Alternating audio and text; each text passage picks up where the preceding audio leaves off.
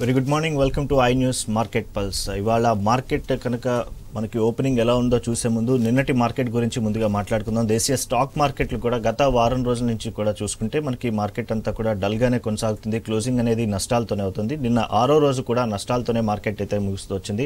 ప్రధానంగా మాట్లాడుకున్నట్టు విదేశీయంగా ఉన్న వాణిజ్య యుద్ధ భయాలు కావచ్చు, అలాగే కొన్ని అమ్మకాలకు సంబంధించి కావచ్చు, ఈ ప్రతికూల ప్రభావం అనేది మార్కెట్ మీద మనకు కనిపిస్తుంది. అయితే నిన్న చూసుకుంటే కనుక కొంత ఫినాన్స్కి సంబంధించిన షేర్లు కొంత పాజిటివ్గా అయితే నిన్న కనిపించాయి. దీంతో కొంత భారీ నష్టాల నుంచి అయితే మార్కెట్ నిన్న క్లోజింగ్ టైంలో కొంత కోలుకుందని చెప్పచ్చు. అండ్ ఓవరాల్గా మార్కెట్ నిన్న కనుక చూస్తే కనుక ఓవరాల్ బిఎస్సిలోని నమోదిత సంస్థలు, రిజిస్టర్ సంస్థలు కూడా 1.6 లక్షల కోట్ల వరకు తగ్గింది. అలాగే 407.46 లక్షల కోట్ల వరకు కూడా చేరుతూ వచ్చింది. అయితే 6వ రోజు ట్రేడింగ్ కూడా 18 లక్షల కోట్ల సంపద కూడా ఆవిరైపోయింది. మనం ప్రధానంగా మార్కెట్లో చూస్తూ ఉండాలి. సెన్సెక్స్లో ఉదయం 105 పాయింట్ల నష్టంతో స్టార్ట్ అవుతూ వచ్చింది. ఆరంభ ట్రేడింగ్లో కూడా మనకి చూసుకుంటే ఒక దశలో 905 పాయింట్ల వరకు కూడా తగ్గడం అనేది మార్కెట్లో నిన్న చూస్తూ వచ్చాం. సో ఓవరాల్గా మార్కెట్కి సంబంధించి వాళ్ళ విశ్లేషణ అందించడానికి ప్రముఖ business market analyst Venkat Meka గారు మనతో ఉన్నారు. వారితో మాట్లాడి మరిన్ని విషయాలు మార్కెట్కి సంబంధించి తెలుసుకుందాం. Very good morning sir, welcome to the show. Good morning అండి. సో మార్కెట్ అనేది చూస్తున్నాం, గత 6 రోజుల నుంచి నిన్న మాట్లాడుకున్నట్టే 6 రోజుల నుంచి కూడా మార్కెట్ డౌన్ఫాల్. అయితే ఫినాన్స్కి సంబంధించిన కొన్ని షేర్లు మాత్రం కొంత పాజిటివ్గా ట్రేడ్ అవ్వడం అనేది నిన్న చూస్తూ వచ్చాం. సో ఇవాళ మార్కెట్ ఎలా ఉండబోతుంది, ఎలాంటి న్యూస్ వినొచ్చు అంటారు మార్కెట్లో? ఈరోజు మార్కెట్లు నిన్నట్లాగానే కొద్దిగా మనం నిన్న కన్సాలిడేషన్లో ఉండొచ్చు అని చెప్పుకున్నామండి. అలాగే నిన్న మార్కెట్లు కూడా ఓపెనింగ్ టు క్లోజింగ్ తీసుకుంటే కన్సాలిడేషన్ టైప్లోనే వెళ్ళింది. అంటే కిందకి వెళ్ళింది, తర్వాత పైకి వెళ్ళింది. ఓవరాల్గా నిన్న ఆప్షన్స్ పరంగా తీసుకుంటే ప్రీమియం మీటింగ్ డే అని కూడా చెప్పుకోవచ్చు. ఒక విధంగా చెప్పాలంటే మార్కెట్ అయితే కొద్దిగా ఒడిదిడుకుల్లోనే ఫైనల్గా ఓ ఫ్లాట్ టైప్లోనే బేరిస్ట్ ఫ్లాట్లో క్లోజ్ అయింది. దాదాపుగా ఈరోజు కూడా కొంచెం అదే పరిస్థితి ఉండొచ్చు. ఈరోజు మనకి నిఫ్టీ వీక్లీ ఎక్స్పైరీ కూడా ఉంది. సో నిఫ్టీ వీక్లీ ఎక్స్పైరీ కాబట్టి కొంచెం మార్కెట్లో ఒడిదిడుకులుగానే ఉంటుంది. ఈరోజు కూడా నిన్నట్లాగానే ఉండటానికి స్కోప్ ఉందండి. అయితే కొద్దిగా పాజిటివ్ న్యూస్ ఏంటంటే దీంట్లో నిన్న మనకి సిపిఐ డేటా వచ్చింది.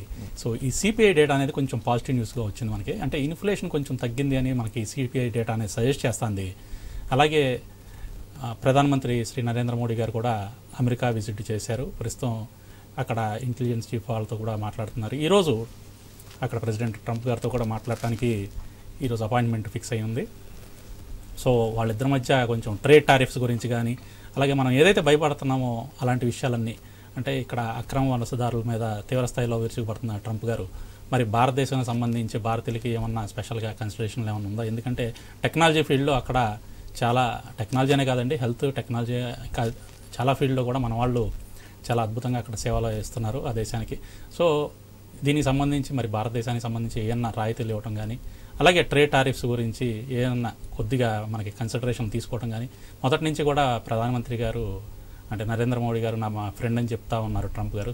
కాబట్టి ఈ విషయంలో ఏదన్నా ఒక చిన్న అభయహస్తం లాంటిది ఇచ్చినా కూడా మార్కెట్కి చాలా పాజిటివ్ న్యూస్ అవడానికి స్కోప్ ఉందండి. సో నిన్న వచ్చిన డేటా కూడా మనకి కొద్దిగా పాజిటివ్ న్యూస్ అవడానికి స్కోప్ ఉంది. సో వరుసగా 6 రోజుల నుంచి మనకి నెగిటివ్లో ట్రేడ్ అవుతుంది మార్కెట్లో. ఈ రోజు కొద్దిగా ఏదన్నా అడ్డుగట్ట అవడానికి స్కోప్ కనిపిస్తోంది. అయితే ఓవరాల్గా మనకి ట్రెండ్ చూసుకుంటే లాంగ్ టర్మ్ ట్రెండ్ అయితే ఇంకా బేరిష్గానే ఉంది. బేరిష్ నుంచి ఇంకా బుల్లిష్లోకి మారలేదు. లాంగ్ టర్మ్ ట్రెండ్ అలా ఉన్నా కూడా మనం డైలీగా అంటే ఈ రోజు పరంగా చూసుకుంటే కొద్దిగా చిన్న పాజిటివ్ హోప్ అయితే కనిపిస్తుంది. నిఫ్టీ ఏదైతే ఉందో ప్రస్తుతం కొద్దిగా పాజిటివ్లో ట్రేడ్ అవుతుంది. సో కాబట్టి కొంచెం మనం పాజిటివ్ అయితే ఎక్స్పెక్ట్ చేయొచ్చండి, positive to consolidation. Right sir. అలాగే వాటి ఫస్ట్ కాలర్ రెడీగా ఉన్నారు మనకి, కరీంనగర్ నుంచి శ్రీనివాస్ గారు. శ్రీనివాస్ గారు గుడ్ మార్నింగ్ అండి. Good morning sir. సార్ ఏ స్టాక్ వివరాలు తెలుసుకోవాలనుకుంటున్నారు? సార్ నేను సెప్టెంబర్లో అలంకిత్ స్టాక్స్ తీసుకున్నా సార్. ఓకే, అది పెరుగుతుందా పెరగదా, అసలు ఉంచాలి నా హోల్డింగ్ చేయాలి. అట్లనే జిఎస్టిఎల్ అది కూడా తీసుకున్నా సార్. అది కూడా సెప్టెంబర్లోనే 457 రూపీస్ కాడ తీసుకున్నా.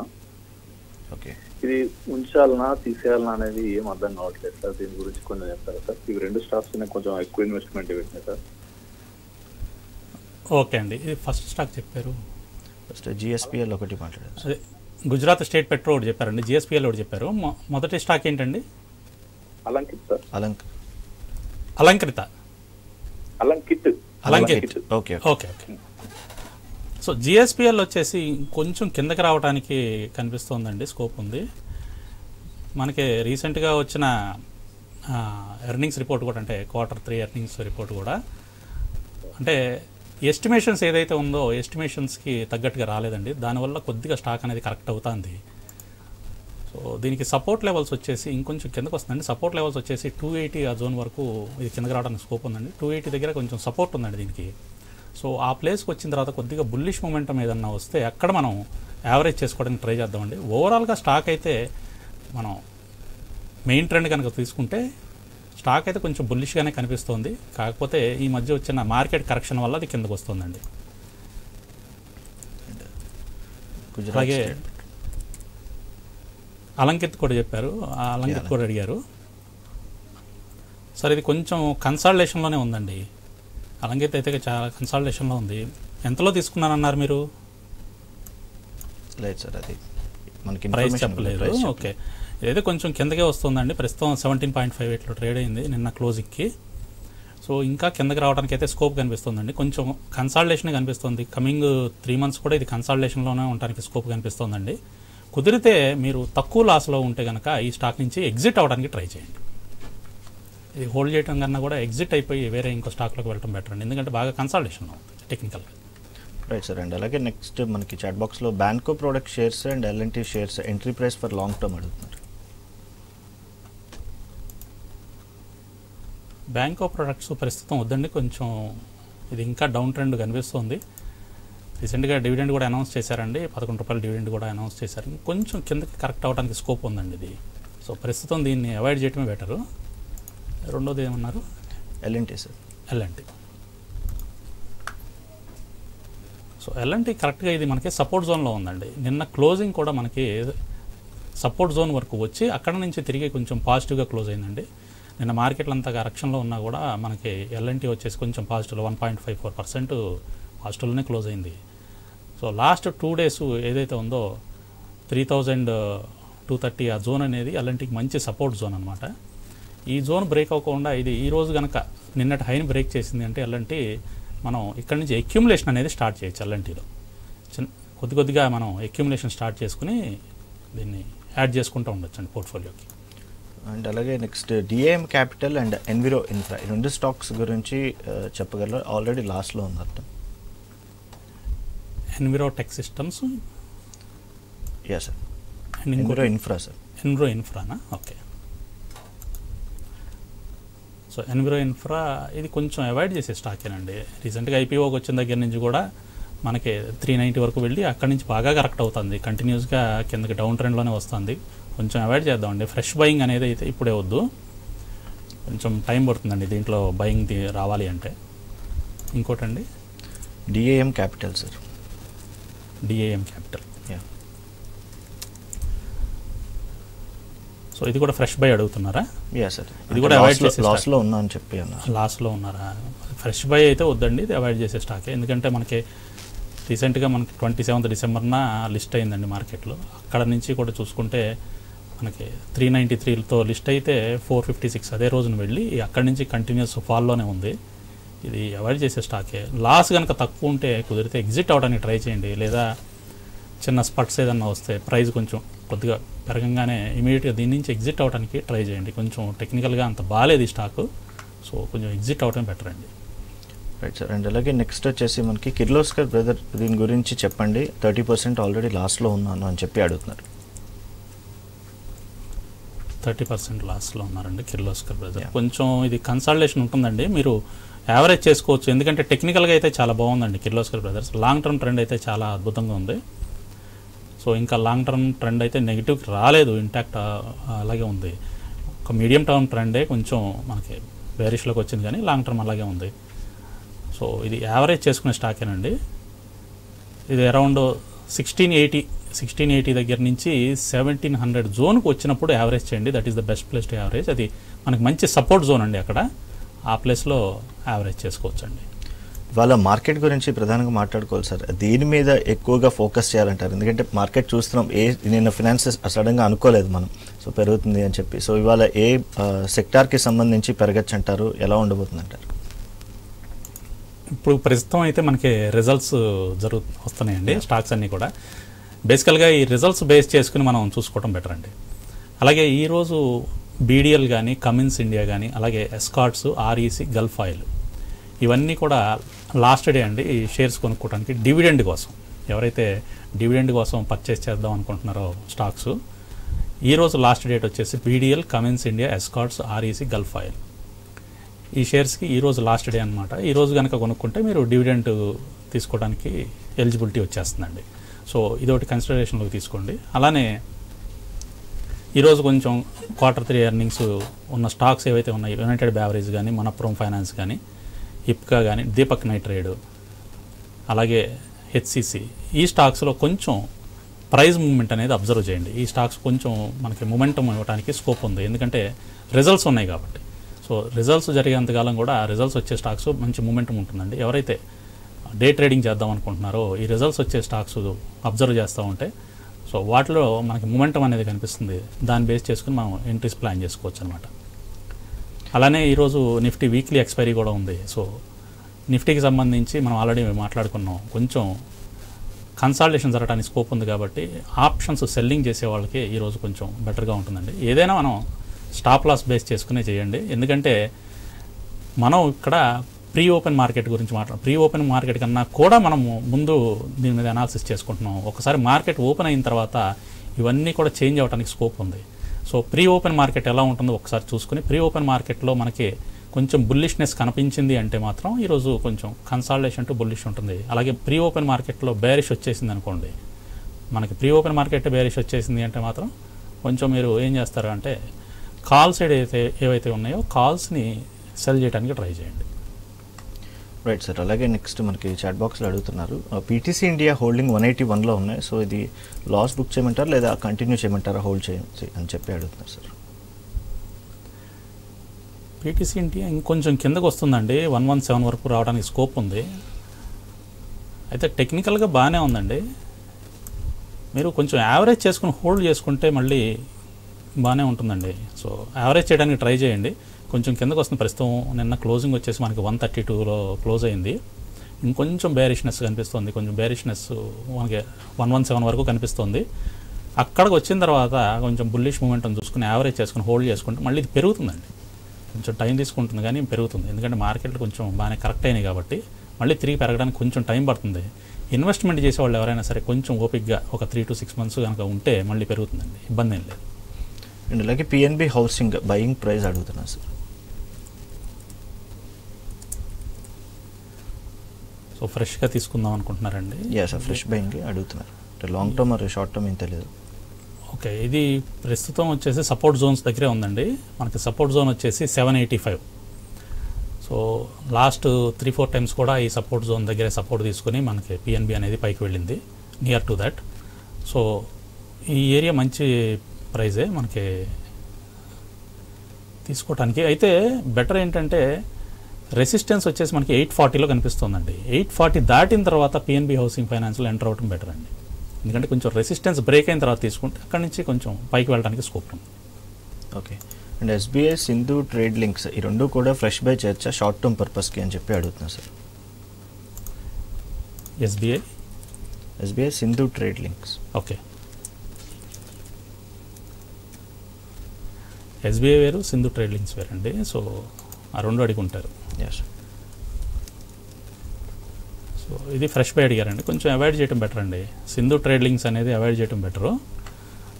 సో అలాగే బ్యాంకింగ్ సెక్టర్లో చూసుకుంటే మనకి ఎస్బీఐ కన్నా కూడా, అంటే ఎస్బీఐ కూడా బాగానే ఉంది, ఎస్బీఐ బై చేసుకోవచ్చు. ప్రస్తుతం 733లో నిన్న క్లోజింగ్ అయింది, 740 అబోవ్ బై చేసుకోవచ్చు అండి ఎస్బీఐ కన్నా కూడా మీరు కొటక్ బ్యాంకు కొంచెం ఆలోచించండి, ఎందుకంటే కొటక్ బ్యాంకు ఈరోజు పెరగడానికి స్కోప్ ఉందండి కొటక్. సో దాని మీద ఏదైతే మనకి ఆర్బీఐ అంతకుముందు హోల్డ్ ఇచ్చిందో, అంటే డిజిటల్ బ్యాంకింగ్ బిజినెస్ని ఆపమని చెప్పింది కొటక్ బ్యాంక్కి, సో దాన్ని రిమూవ్ చేసిందండి ఆర్బీఐ. సో ఈరోజు కొటక్ బ్యాంక్ కొంచెం మొమెంటం ఇవ్వడానికి ఎక్కువ స్కోప్ ఉందండి, ఇంకా పెరుగుతుందండి ఇక్కడ నుంచి కొటక్ బ్యాంక్ పెరగడానికి స్కోప్ ఉందన్నమాట. ఎందుకంటే ఎప్పుడైతే ఆర్బీఐ మనకి డిజిటల్ బ్యాంకింగ్ దాని మీద యాక్షన్ తీసుకుని డిజిటల్ బ్యాంకింగ్ అనేది చేయొద్దు అని చెప్పేసి కొటక్ బ్యాంక్ మీద ఇది చేసిందో, ప్రెషర్ పెట్టిందో, సో అది తీసేశారనమాట. సో ఇప్పుడు పెరుగుతాయి. Right sir. అలాగే నెక్స్ట్ కాలర్ ఉన్నారు సార్ మనకి సిరిసిల్ల నుంచి నరేందర్ గారు. నరేందర్ గారు స్టాక్ వివరాలు చెప్పండి సార్. సార్ ఇప్పుడు ఈ ఐషర్ మోటార్ది ఎట్లుంటుంది సార్? పెరుగుతుందా సార్ ఐటమ్? ఆల్రెడీ తీసుకున్నారండి స్టాక్ మీరు? తీసుకున్నాను సార్. ఏ ప్రైస్లో అండి?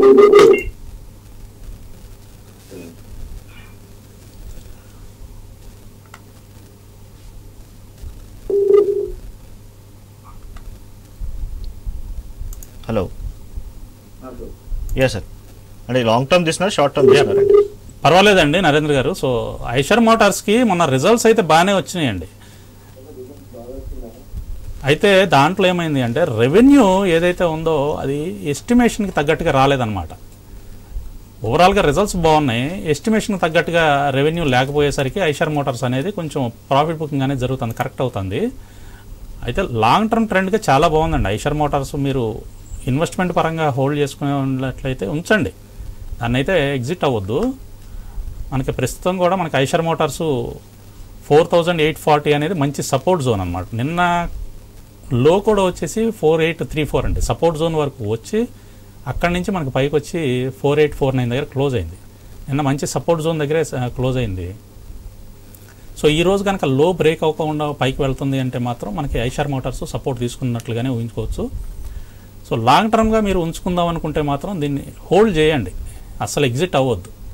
సో ఒకవేళ కిందకు వచ్చింది అనుకోండి, అరౌండ్ 4680 దగ్గర మేజర్ సపోర్ట్ ఉందండి. ఆ ఏరియా దగ్గర మనం యావరేజ్ ప్లాన్ చేద్దామండి ఐషర్ మోటార్స్లో. సో యావరేజ్ చేసుకుని హోల్డ్ చేసుకుంటే లాంగ్ టర్మ్ చాలా మంచి స్టాక్ అండి. కేవలం ఈ రిజల్ట్స్లో ఎస్టిమేషన్స్ తగ్గట్టుగా రాలేదు అని చెప్పేసి కొంచెం కరెక్ట్ అవుతుంది. ఓవరాల్గా రిజల్ట్స్ అయితే బాగానే ఉన్నాయి. Right sir. అలాగే నెక్స్ట్ కాలర్ రఘు గారు ఉన్నారు కరీంనగర్ నుంచి. రఘు గారు గుడ్ మార్నింగ్ అండి. నమస్కారం సార్. నమస్తే, గుడ్ మార్నింగ్, చెప్పండి. సార్ నాది ఒకటి స్టాక్ జీ ఉన్నది sir, Zee Entertainment Limited sir. Okay 132లో. ఓకే. అయితే ఆ స్టాక్ ఇప్పుడు బాగా పడిపోయింది సార్, దాని యావరేజ్ వెళ్ళిపోతా, దాని మరి అంటే లాంగ్ టర్మ్ ఇన్వెస్ట్మెంట్ అనుకుంటున్నాను. ఒక 1 year 6 months నుంచి 1 year ఆపాలనుకుంటున్నాను సార్. సార్ జీ ఎంటర్టైన్మెంట్ వచ్చేసి కుదిరితే ఎగ్జిట్ అవడానికి ట్రై చేయండి, ఎందుకంటే ఇది పెరిగే సూచనలు లేవు ప్రస్తుతం. టెక్నికల్గాను బాగాలేదు, కొంచెం ఫండమెంటల్గా కూడా బాగాలేదు. సో కొంచెం పైకి వచ్చినప్పుడు అంటే మీరు కొంచెం లాస్లో ఎక్కువలోనే ఉన్నారు, కొద్దిగా తిరిగి పైకి వచ్చినప్పుడు అంటే మార్కెట్ కొంచెం పెరిగినప్పుడు దాంతోపాటు జీ కూడా పెరుగుతుందండి. అలా పైకి వచ్చినప్పుడు ఎగ్జిట్ అయిపోండి. లాంగ్ టర్మ్ అయితే హోల్డ్ చేయొద్దండి దీన్ని. కొంచెం మీరు ఓపిక పడితే ఒక 3 months అట్లా ఓపిక పడితే రావడానికి స్కోప్ ఉందండి ఇది. అలాగే నెక్స్ట్ చెప్పండి సార్. సుజలాన్ హోల్డ్ చేసుకోవచ్చండి. ఓకే. ఇప్పుడు బాగా పడిపోయింది సార్, ఏమైనా యావరేజ్ చేసుకోమంటారా లేకపోతే దాన్ని ఎట్లా ఉంటుంది సార్? సుజలాన్ యావరేజ్ చేసుకునే స్టాకేనండి, ఇబ్బంది ఏం లేదు. యావరేజ్ చేసుకోవచ్చండి. అయితే కరెక్ట్ ప్లేస్ వచ్చేసి 47, 48 ఆ జోన్కి వచ్చినప్పుడు యావరేజ్ చేసుకోవాలి. ప్రస్తుతం 52లో ఉంది, మనకి 2 times కూడా వచ్చింది, మళ్ళీ కొద్దిగా వస్తుందండి. కింద కొంచెం రావడానికి స్కోప్ కనిపిస్తుంది, ఆ జోన్కి వచ్చినప్పుడు యావరేజ్ చేయండి. Right sir. అలాగే నెక్స్ట్ కాలర్ ఉన్నారు వినుకొండ నుంచి మణికంఠ గారు. మణికంఠ గారు స్టాక్ వివరాలు చెప్పండి సార్. గుడ్ మార్నింగ్ అండి.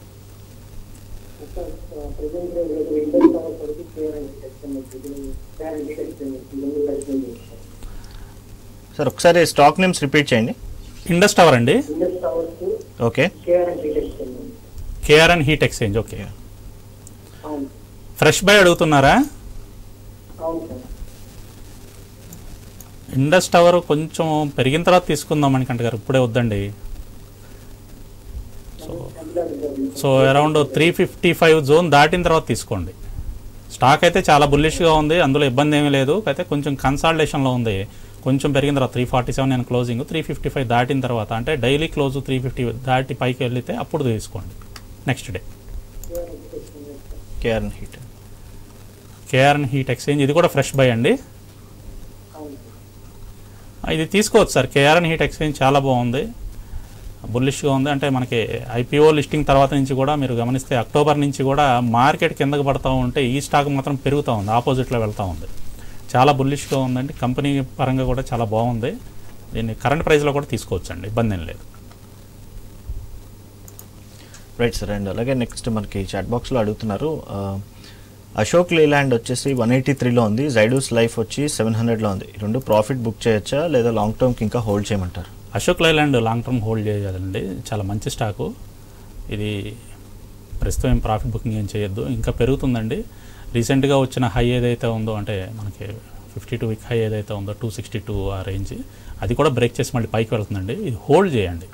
సో నిన్న కూడా మనకి దాదాపుగా 7.6% పెరిగిందండి అశోక్ లేలాండ్. సో ఇంకోటి వచ్చేసి సార్ ఇంకొక stock Ashok Leyland, Zydus life sir. Zydus life, okay. Zydus life కూడా హోల్డ్ చేయొచ్చు సార్, టెక్నికల్గా చాలా బాగుంది. Okay right sir. అలాగే నెక్స్ట్ కాలర్ గుంటూరు నుంచి రామకృష్ణ గారు ఉన్నారు. రామకృష్ణ గారు గుడ్ మార్నింగ్ అండి. గుడ్ మార్నింగ్ సార్ చెప్పండి సార్, ఏ స్టాక్ వివరాలు తెలుసుకోవాలి? టాటా స్టీల్ హోల్డింగ్ చేసేది మేడం. టాటా స్టీల్ హోల్డ్ చేయొచ్చు సార్, పర్వాలేదు, ఇబ్బంది ఏం లేదు. సో ఇది మళ్ళీ మీకు 160 లెవెల్స్ అయితే బ్రేక్ చేస్తుందండి. సో కొంచెం హోల్డ్ చేయండి సార్. ఇది టాటా స్టీల్కి వచ్చిన ఇబ్బంది అయితే ఏం లేదు, మంచి స్టాకే. సో ట్రంప్ టారిఫ్స్ ఏదైతే ఉన్నాయో మనకి స్టీల్ అండ్ అల్యూమినియం మీద, దానికి పెద్ద ఇదేమీ ఎఫెక్ట్ అవ్వదండి, కాబట్టి హోల్డ్ చేసుకోవచ్చు. థ్యాంక్ యూ అండి. Right sir. అండ్ నెక్స్ట్ వచ్చేసి మనకి యథార్థ హాస్పిటల్ స్టాక్ 259 షేర్స్ 630లో తీసుకున్నారు సార్. 1 year టైం స్పాన్ కోసం ఎలా ఉండబోతుందని చెప్పి అడుగుతున్నారు. యథార్థ హోల్డ్ చేయొచ్చు సార్, ఇది మంచి స్టాకే, ఇబ్బంది ఏం లేదు. అంటే రీసెంట్గా కొంచెం బ్యాడ్ ఉన్నా కూడా బట్ ఓవరాల్గా మంచి స్టాకేనండి. సో హోల్డ్ చేసుకోమని చెప్పండి. Right sir. అలాగే కరీంనగర్ నుంచి రాజశేఖర్ గారు కాలర్ ఉన్నారు సార్. రాజశేఖర్ గారు స్టాక్ వివరాలు చెప్పండి సార్. ఏది సార్? టారిన్ అండి, టారిల్లా ట్రాన్స్ఫార్మర్స్ అండ్ రెక్టిఫైర్సే కదా? ఓకే, బాగానే ఉంటుంది సార్, ఇబ్బంది ఏం లేదు. మీరు అంటే లాంగ్ టర్మ్ పర్స్పెక్టివ్లో చూసుకుంటే టారిల్ చాలా మంచి స్టాకే. మనకి కార్పొరేట్ యాక్షన్ కూడా ఉంది కదా రేపు 14th. సో హోల్డ్ చేయండి సార్. ప్రస్తుతం నిన్న క్లోజింగ్ వచ్చేసి 823లో క్లోజ్ అయింది. దీనికి సపోర్ట్ ఏరియా వచ్చేసి మనకి 770 జోన్ అనేది, 770 నుంచి 800 జోన్ అనేది మంచి సపోర్ట్ ఏరియా అండి టారిల్లో. సో ఇక్కడ మనకి అంటే కరెంట్ ప్రైస్ చెప్తున్నాను, రేపు మళ్ళీ కార్పొరేట్ యాక్షన్ అయిన తర్వాత ప్రైస్ అడ్జస్ట్ అవుతుంది, మళ్ళీ మారుతుంది, చేంజ్ అవుతుంది. సో ఈ జోన్ దాటి మళ్ళీ తిరిగి పైకి వెళ్తుంది అంటే ఒకవేళ మీరు కనుక లాస్లో ఉంటే యావరేజ్ చేసుకోండి, లాస్ తక్కువైతే యావరేజ్ చేయొద్దు. సో ఇది లాంగ్ టర్మ్ హోల్డ్ చేసుకునే స్టాకేనండి. Right sir. అండ్ అలాగే next NTPC Coal India shares long term 3 years కోసం కరెంట్ ప్రైస్లో ఇన్వెస్ట్ చేయొచ్చు? తీసుకోవచ్చు సార్, ఎన్టీపీసీ ఎక్సలెంట్, ఇబ్బంది ఏం లేదు, తీసుకోవచ్చు. ఈవెన్ దో మనకి రీసెంట్గా కంటిన్యూస్గా పడతా ఉన్నా కూడా లాంగ్ టర్మ్ హోల్డ్ చేసుకునే స్టాకేనండి ఎన్టీపీసీ. అండ్ ఇప్పుడు ఒక విధంగా చెప్పాలంటే మనకి డిస్కౌంట్లో దొరుకుతున్న ఈ స్టాక్స్ అన్ని కూడా ఎన్టీపీసీ కానీ కోల్ ఇండియా కానీ, సో ఇవి లాంగ్ టర్మ్ హోల్డ్ చేసుకోవచ్చు అండి. అలాగే డివిడెండ్ ఇచ్చే స్టాక్స్, ఈ రెండు కూడా మంచి డివిడెండ్ ఇస్తూ ఉంటాయి. సో ఇప్పుడు కరెంటు ప్రైస్ కూడా బాగా అడ్జస్ట్ అంటే కిందకు వచ్చేసింది, డిస్కౌంట్లోకి వచ్చేసింది. డిస్కౌంట్ అంటే బాగా తగ్గింది, సో మంచి ప్రైజే కాబట్టి తీసుకోవచ్చండి. అండ్ అలాగే అదానీ గ్రీన్ 1500లో ఉన్నాయి, సో వీటిని ఏం చేయాలి అని చెప్పి అడుగుతున్నారు సార్. అదానీ గ్రీన్ 1500లో తీసుకున్నారండి? ఓకే, ఇది కొంచెం అంటే బాగానే కరెక్ట్ అయిందండి ఈ మధ్యకాలంలో. దీనికి సపోర్ట్ లెవెల్స్ కూడా కొంచెం కింద ఉన్నాయండి, అరౌండ్ 800 జోన్లో సపోర్ట్ లెవెల్స్ కనిపిస్తున్నాయి ప్రస్తుతం. నిన్న క్లోజింగ్ వచ్చేసి 916. ఓవరాల్గా స్టాక్ వచ్చిన ఇబ్బంది అయితే ఏం లేదు కానీ, బట్ మళ్ళీ మీ ప్రైస్ రావాలి అంటే మాత్రం మినిమం 3 to 6 months టైం అయితే పడుతుందండి. మీరు హోల్డ్ చేసుకునే ఓపిక ఏదైనా ఉంటే హోల్డ్ చేసుకోండి, లేదా పర్వాలేదు నాకు కొంచెం లాస్ అయినా పర్లేదు అనుకుంటే కొంచెం పైకి వచ్చినప్పుడు ఎగ్జిట్ అయిపోండి. బట్ ఓవరాల్గా ఇప్పటికిప్పుడు ఇది కిందకి వెళ్ళిపోయే స్టాక్ అయితే ఏం కాదు, కొంచెం టైం పడుతుంది మీకు రికవరీ రావడానికి. సోలార్ ఇండస్ట్రీ కూడా ఉన్నాయి సార్, 11,500లో ఉన్నాయి. సోలార్ ఇండస్ట్రీ సార్, ఇవి long term are short term ఏది బెటర్ అని చెప్పి అడుగుతుంది సార్. ఎంతలో అన్నారు? 11,500. 11,500. ఇది కూడా బాగానే కరెక్ట్ అయిందండి, 8,900లో ట్రేడ్ అవుతుంది. అయితే ఇది మంచి సపోర్ట్ జోన్ దగ్గరే ఉందండి. సో నిన్న ఏదైతే లో వచ్చిందో 8,623, యాక్చువల్గా దీని సపోర్ట్ ఏరియా వచ్చేసి 8,500 నుంచి 8,600 మధ్య మంచి సపోర్ట్ ఏరియా అండి. ఆ జోన్ వరకు వచ్చి నిన్న కొంచెం పైకి వచ్చారు. సో దీన్ని హోల్డ్ చేయొచ్చండి, మంచి స్టాకే, హోల్డ్ చేయండి, ఇబ్బంది ఏం లేదు. Right sir. ఇవాళ మాట్లాడుతున్న స్టాక్స్లో మీ ఇన్వెస్ట్మెంట్స్ ఎటువంటి పర్సనల్ ఇంట్రెస్ట్ లేదండి. Thank you sir. ఇది వాటి market pulse. Keep watching I news.